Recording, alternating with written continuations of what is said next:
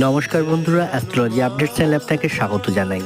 2025 বৃশ্চিক রাশির কি দান করলে তাদের ভাগ্য উন্নতি হবে, কারণ 2025 সালে একাধিক গ্রহের স্থান পরিবর্তন হওয়ার ফলে এই বছরটা কিন্তু খুবই বিশেষ হতে চলেছে। সব মানুষের জীবনের গ্রহের পরিবর্তন কিছু না কিছু ভালো খারাপ উভয়ই কিন্তু প্রভাব পড়বে।